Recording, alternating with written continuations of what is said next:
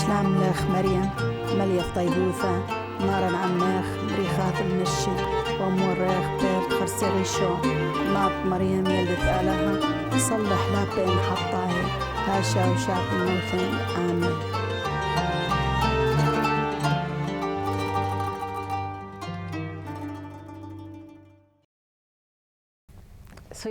I'm Sister Maria of Guadalupe Rodrigo.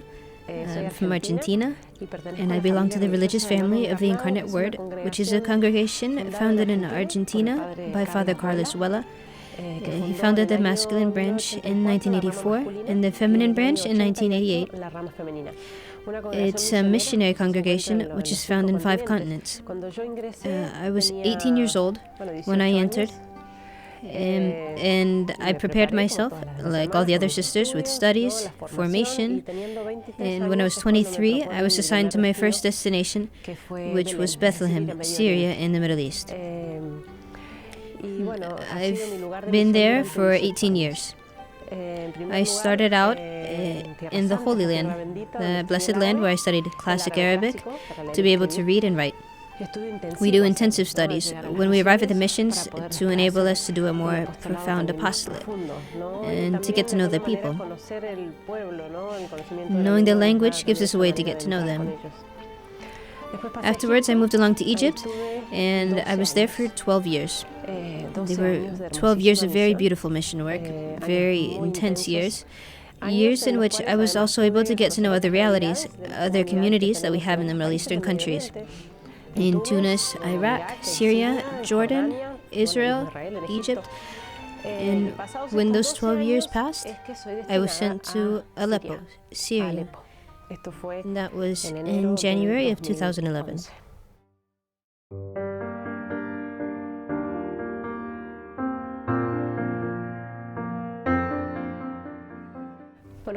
When I arrived in Syria, I was already familiar with the country. I had made various visits to our community in Aleppo.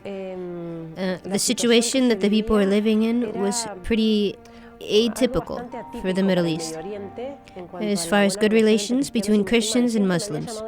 It always called my attention, knowing the other realities of these countries where they can live together with our Christians. Even though it's our land, we're a minority and generally persecuted and discriminated. Hostility, it's in the air. You can perceive it. But in Syria, it wasn't like that. It was really strange that there were good relations even when the majority of the population was Muslim.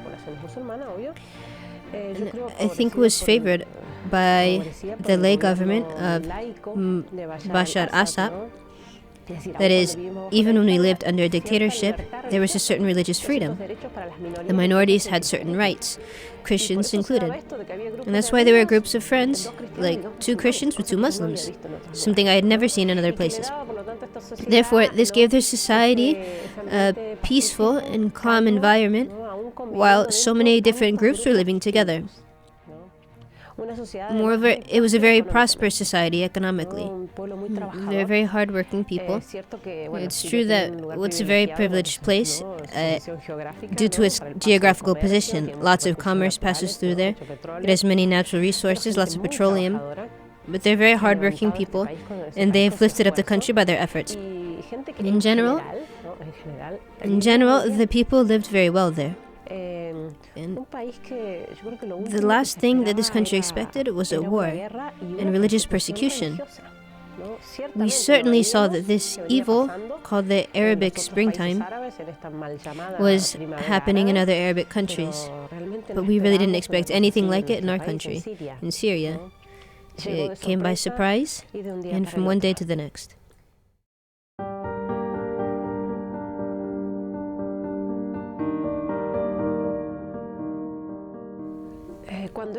When this began, various disturbances were provoked in different towns of Syria. From the very beginning, it started with foreign participation. That is, from the very beginning, unfortunately, there were groups of extreme fundamentalists who came into the country to rouse disturbances, to start them up in a way, nurturing groups that already existed in the country, who were competitors for the regime, like sections of the army, which were minority groups. For this reason, this war isn't a civil war, strictly speaking. It was something armed more from outside than inside. Since the first disturbances in these towns, it began in the south of Syria.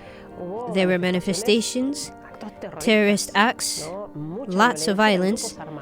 There were armed groups coming from outside, extremist groups, and open persecution of Christians was already taking place. In the first disturbances, Christians were cut into pieces and put into trash bags, and afterwards into a dumpster, with a sign that read, "Do not touch. This is a Christian." This was happening since the first manifestations, even when the media portrayed them to the Syrian people as peaceful manifestations. The general reaction of the Christian community was to try and express its opinion. They went out into the streets of Damascus, the capital, and Aleppo, where we have our missions, and it's the second most important city of the country after the capital. The people went out into the streets to manifest what they wanted. What they wanted was to continue how they were. It's difficult to understand their way of governing, and obviously there are better ways of governing. But they preferred and still prefer to continue as they were, before falling into the hands of Islamic extremism. They saw what was coming.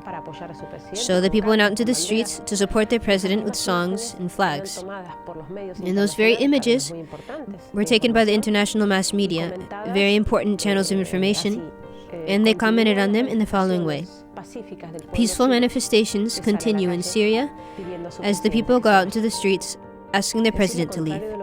This is the opposite of what they wanted to say. This has been very painful for the Syrian people, above all for the Christian community. The Christian community was especially protected by the regime.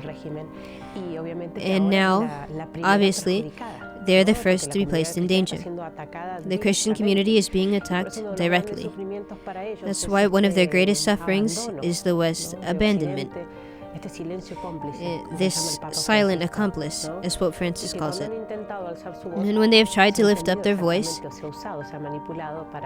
they've been absolutely used, that is, manipulated, making people understand something different from what they were really saying.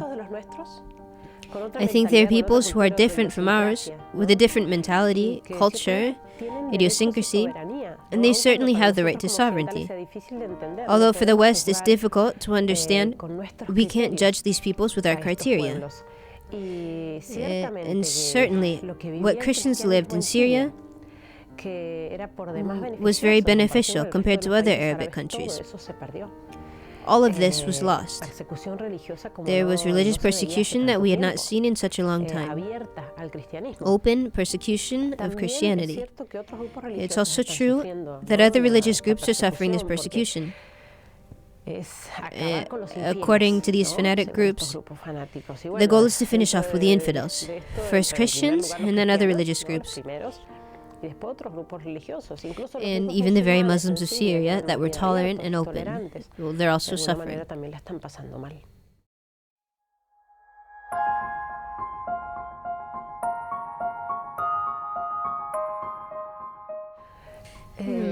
It's striking that these Christians, and I'm speaking of Christians of Aleppo above all, the ones that I know and I have lived with, they represent how Christians live the faith in Syria. They were very well off economically. And as they themselves say, this caused them to be very absorbed in the world and forgetful of the most important things. In this sense, they were living Christianity a bit superficially. While they practiced the faith, Aleppo was also famous for its party life, its social events, and even excess in their social lives. So they had their sins and vices, or at least they led worldly lives. And when the war and the religious persecution begins, they see it as a purification of their faith. That's how they explain it. An older person from the parish said to me, as Christians, we were needing this purification of our faith. Because in the face of persecution and war, which takes everything from them, all the material things that were so important to them, they find themselves thinking, I have a soul to save, and I'm wasting time, worrying and occupying myself in so many things which in the end are not so important, and they're even sins. And I'm running the risk of losing eternal life. In this sense, the religious persecution has meant a strengthening of their faith. It's very impacting. There might be other cases, but I personally have not met one Christian who has been disappointed in the faith due to the persecution or whose faith has been weakened. On the contrary, the examples that we have are very impacting. They've clung to God and purified their spiritual lives. They're able to read into and understand what's happening to them. Obviously through faith, because humanly speaking, one would despair. They understand what is asked of them. They understand that what is asked of them is the greatest test of love, the greatest proof. There is no greater love than to give one's life for one's friends. And they do not doubt at all that the greatest proof is shedding one's blood for Jesus Christ. They don't doubt it. It's very impacting to hear it. The youth from the cathedral also say, fine, let them enter and take the city. Let them behead me. I'm a Christian, and I won't stop being Christian. It's very impressive because they're very simple people also, with their defects and limitations like us. Martyrs. We have martyrs, confessors of the faith.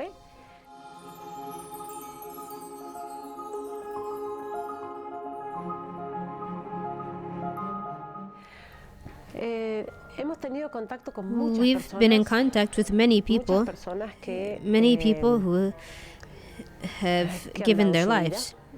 Yes, who have died in attacks, above all in Christian neighborhoods in Aleppo. But above all,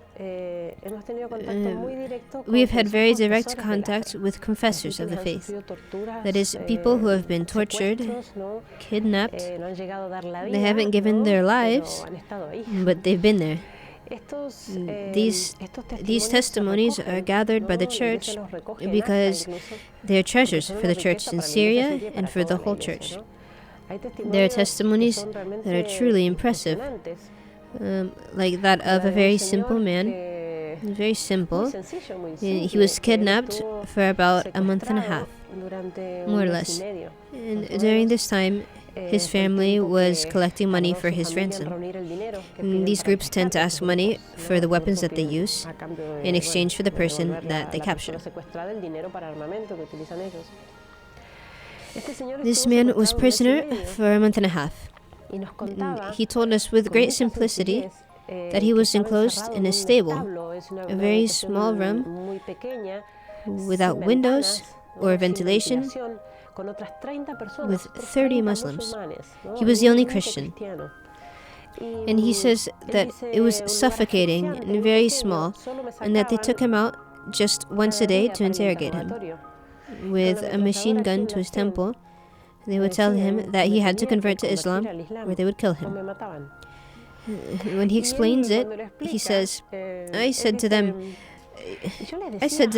you don't understand anything. You don't understand anything. I'm Christian. My heart belongs to Jesus Christ. I can't do anything. I belong to Him, and I'm not going to betray Him. I can't betray Him. Do whatever you want. And he said, well, one might say this in a conversation. You can say that, but when you have a machine gun at your head, these people are serious. It's not a joke. These people kill in the most atrocious ways. He told us, well, they would hit me and pressure me so that I would convert. And he told them, I can't do it. No. He would say to me, you wouldn't believe it, sister. They would shut me in the stable and take me out again and ask me the same question. These people don't understand. For them, it's not even a possibility to think, well, maybe since I'm afraid, but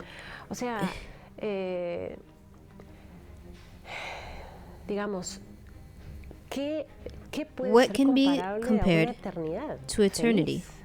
An eternity full of joy. What can compare to it? Deny Jesus and have a few more years in this world? Deny Jesus at the cost of eternity? Never. Never. That's why it doesn't even cross their minds. And this man who was enclosed in that tiny stable with all these people, he's asthmatic. He suffers from asthma attacks, and he had various attacks during his imprisonment. And he told us that in those moments when he felt that he was dying because he couldn't breathe due to the asthma, he said, I don't know where the strength came from. I got on my knees and began to pray, and then I could breathe. He said, you wouldn't believe it, sister, but I could breathe. I was truly alleviated. When it was my turn to sleep, of course, we couldn't all sleep at once because we were so many. The others, when it was my turn, the others, all Muslims, would wake me up saying, get on your knees and pray to your God because we can't take it anymore. And I got on my knees and prayed, and everyone was comforted. Miracles of faith. Miracles like this. It's very impacting.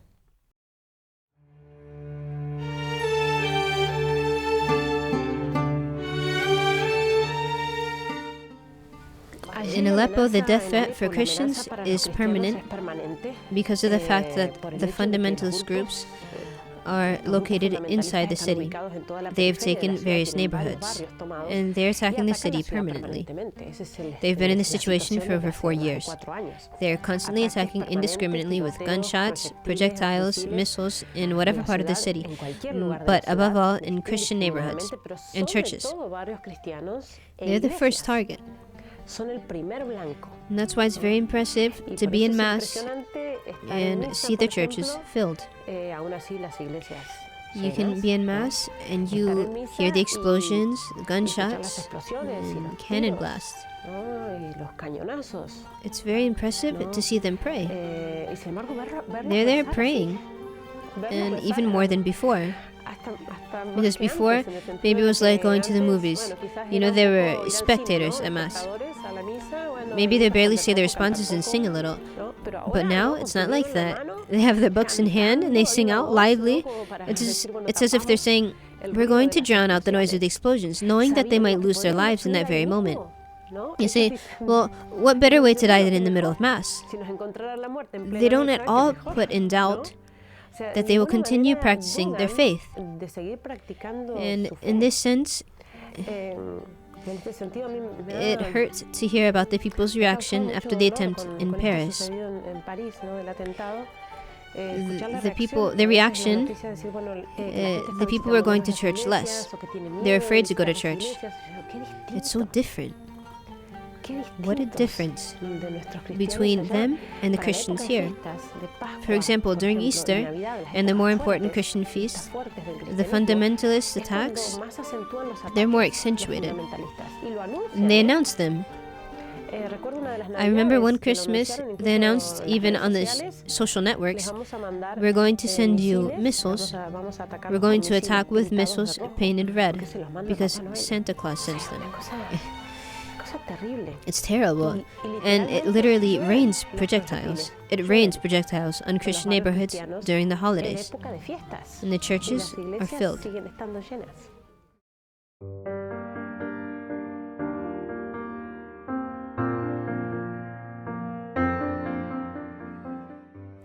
I particularly was living in Egypt when the new community was founded in Iraq, in Baghdad. And I remember that the superiors asked us if any of us wanted to offer to go.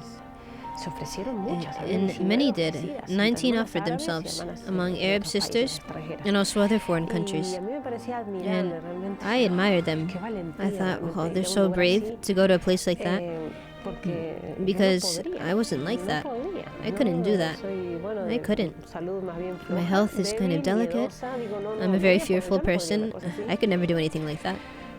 And when I was in Syria, I hadn't been there for very long, 2 months. The war started overnight. It happened overnight. There were tanks in the streets, planes overhead, gunshots, cannon blasts. The windows would break from the explosions. It happened. It really happened from one day to the next. And no one was expecting it. And in those first days, living in this dangerous situation, our superiors asked us if we were willing to stay there. If we wanted to continue, we could ask for a change of destination. Obviously, they were not going to oblige us to stay. And if we wanted to stay, we had to give reasons for why we wanted to stay and have the support of our families, our parents. So everyone thought about it and prayed about it, the sisters as well as our priests. And there was not a doubt. No doubt, I'm staying. Everyone said, I'm staying. When I spoke with my parents, I told them, well, they knew how the situation was. I had kept them updated, and they were keeping up with the news. And I told them, I want to stay, but I don't know what you think about it. And my dad told me, you've been with these people up until now, and you're going to abandon them when they need you most? You have to be there. And he told me, that's what it means to give your life. It's part of living the missions. And he told me one more thing. He said, I do not at all intend to compete with God. He can take better care of you there than I ever could here.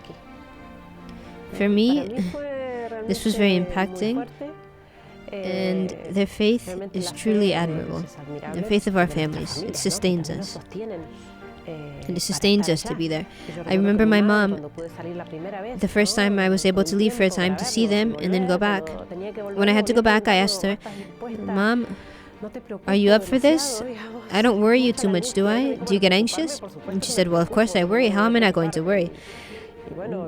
If you had to die there, it would obviously be very painful for me.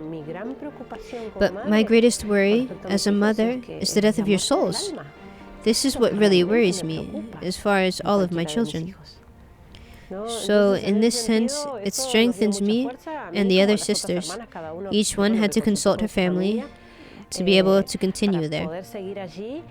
And this proves that it isn't about personal capacities or the abilities or preparation that you might have, whatever preparation you've done, or well, I've taken classes to prepare for war. It has nothing to do with that. It's about truly trusting in the grace of God. He does everything through us, even though we are the way we are. I see this every day.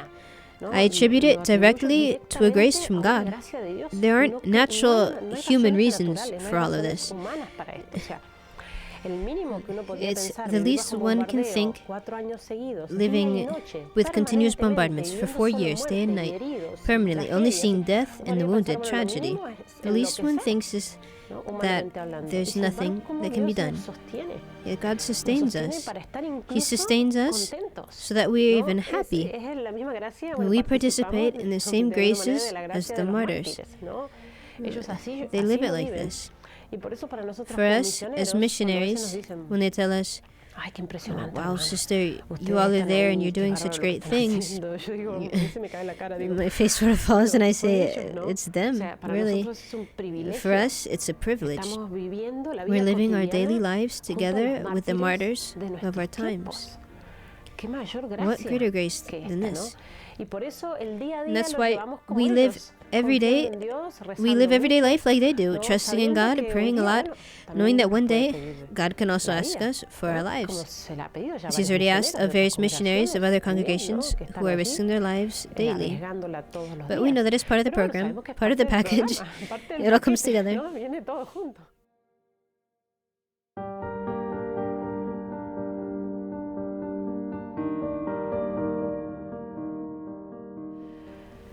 We hear tragic stories every day among our feligreses and our neighbors. It's a daily occurrence. It happens to us too. Our neighborhood is being attacked also. And you hear very impacting stories, like that of a woman named Amal, which means hope in Arabic. She has a very fitting name. She had 4 children, and one of them had an operation in the hospital. It was a very simple operation, short. He was with his mom, waiting for the doctor to discharge him from the hospital. While they were there, a projectile fell close to the hospital, and the whole building shook. And he asked his mom to look for help to change his room, because he was very close to the street.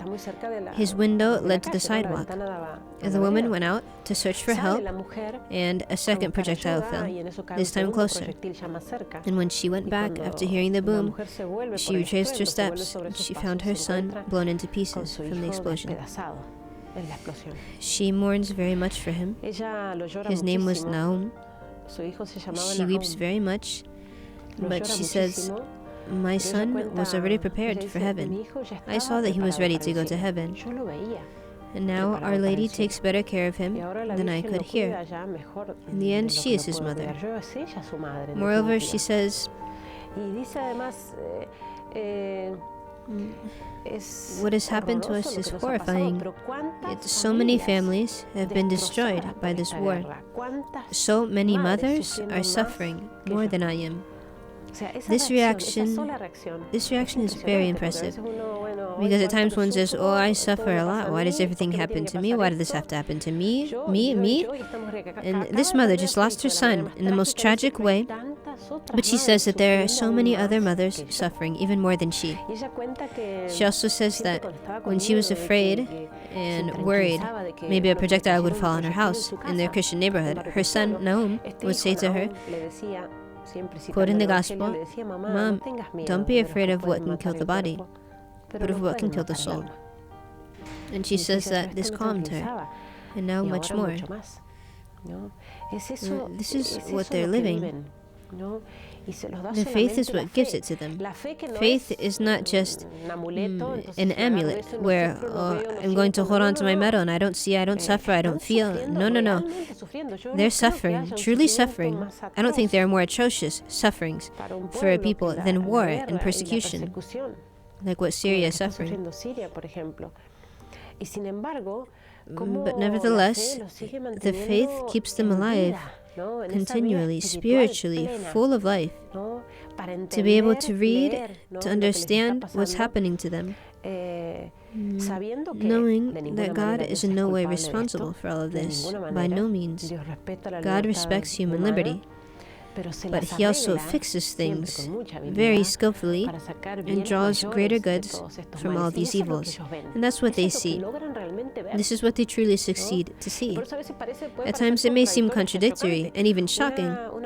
A young woman from the parish, she's very young, she's about 30 years of age. She has 2 small children. She told me, "Sister, what I'm going to tell you might sound bad. It might be misunderstood, but these last few years have been the happiest years of my life." And she said it with tears in her eyes. How can a woman who has lost her house in bombardments during the first years of the war say this? Her husband lost his business, was taken and ransacked. She's lost family members. She's lost everything. And she says, "These have been the happiest years of my life. In these years, my faith has been strengthened. They have been years in which I have truly discovered God. It's when I understood what's truly important, and that this life is short. This shouldn't be a novelty. Everyone knows that life is short, and we're going to die. But we don't think about it very often. We don't think about it, and this makes us be entertained and occupied with so many other things. In short, they see having this opportunity as a grace. They see it as a grace because the situation they're in makes them live their lives with their eyes fixed on heaven. Their eyes are fixed on heaven, and no one takes their gaze from there. They say they can take whatever they want. They can kill me. and cut my head off. But they can't take heaven away from me. They can't. And this is their strength. And this strength is manifested even in front of their persecutors. There are many stories of people who have had arguments and strong encounters with their persecutors during kidnappings. And their persecutors are surprised by their superiority, their boldness and fortitude that the Christians have, which of course comes from God. It's something that's not human. There's a boy who was kidnapped, and he wasn't a practicing Christian. He led a pretty superficial life, you could say. He was pretty worldly, a singer. He would sing in bars. And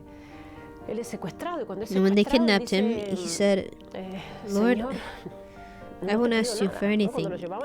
When they were leading him, tied one next to the other, he said, "Lord, I won't ask you anything because I know I deserve everything that they might do to me. If they kill me, I deserve it for the life I was living. But if you free me, I promise that I'll change." He says that while he was being imprisoned, when they took him out to interrogate him, they had a machine gun. They hit him, telling him he had to become Muslim or they would kill him. This was a kid that didn't practice. He wasn't very religious. In theory, he was very far from his faith. And he responded, "No, by no means. I'm Christian. I'm Christian. And I'm not going to stop being one. Kill me." How easy it would have been for him, being someone who wasn't practicing, to say, "Well, just tell me what I have to do. Where do I sign?" And that's it. No. With fortitude, he says that they interrogated him on all the points Islam usually uses to attack Christianity. The Trinity, for example. You worship three gods. For example, they would say, the fundamentalist kidnappers would say. And he would say, "You all don't understand anything. Father, Son, and Holy Spirit, three different persons in one true God." And he gave them a theological explanation from St. Thomas. When he told me this, I asked him, "But where did that come from? Did you remember it from the catechism?" And he said, "How was I going to remember the catechism? The words just kept coming to me and I couldn't be quiet, one after the other. I couldn't stop talking, and I left them speechless." And they said, "Why do you Christians always speak with that wisdom?" And to one of them, it seemed like something very extraordinary, something very rare. But he's living the gospel. This is all written in the gospel. What he said is what the gospel says. Jesus foretold it when he said, "Do not worry about what you're going to say." They're living the gospel, which is what we should all be living. It's not strange. We should live it like they do. In this sense, it seems to me that if someone reads the gospel, Jesus says they will persecute you. This means that they are going to persecute me. Maybe not with a sword or in a bloody way, but in our society, the Christian is persecuted. Subtly, in a different way, but the faith is persecuted. So if I personally, living my faith, don't feel this persecution, or at least I feel that my faith doesn't contrast with the spirit of the world, I'm doing something wrong.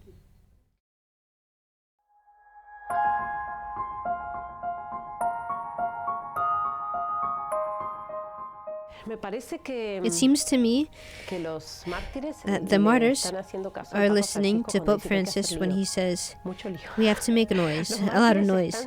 The martyrs are shaking up the world. They are shaking our Western Christianity, which is sleeping, perhaps lukewarm, comfortable, and even conformed to the world's criteria. So in this sense, they help us to wake up.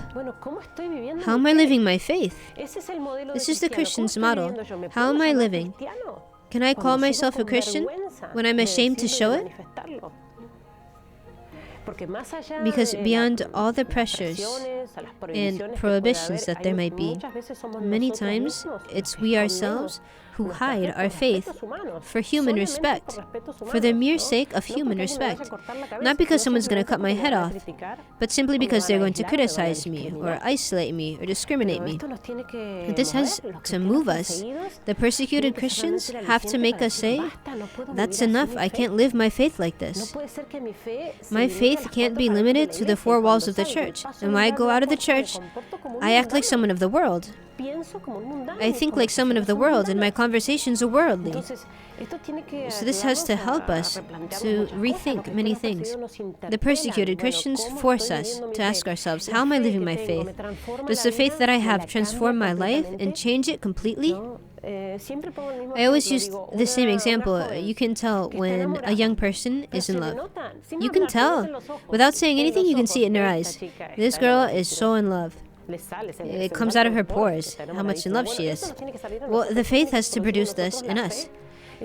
It's the love for Jesus Christ which burns in us, and it must burn. They have to be able to see from far away that this is a Christian, without even speaking. I think our Western Christianity needs the persecuted Christians. And we can't permit that their blood be shed in vain. Therefore, each person has to examine personally how he's living his faith. Are we fearful? Fearful to show ourselves Christians? Afraid to live our Christian morals? Have they made us believe that Christian morals are something of the past? How many young Christians are suffering this pressure? They make them believe that they are going against society, when in reality, it's the other way around. This has to give us strength to the youth to live Christian morals. For example, purity and chastity, things that nobody talks about anymore. You don't hear about it. This has to strengthen us. Besides, the price is so great. It's an entire eternity that's truly worth it. Any sacrifice that I might have to make here is worth it. Any renouncement. I can't have such a tiny heart to try to live comfortably with pleasures for a few years in this world. How many years? 50? 100? 110. And afterwards? It's worth it. It's worth it to be a true Christian. Being Christian halfway doesn't serve for anything. And what's at risk is eternal life. It's a lot. So we must give our lives every day martyrdom. St. Paul says, I die every day. It may not be with a sword, but it could be by renouncing so many things that I have to renounce, accepting tests that I have to accept, making an effort to live the virtues, which isn't easy. And this, certainly, as we see in persecuted Christians, brings true joy, which I don't see very much in other places. True joy and true freedom. Because these people, these persecuted Christians, are truly happy and truly free.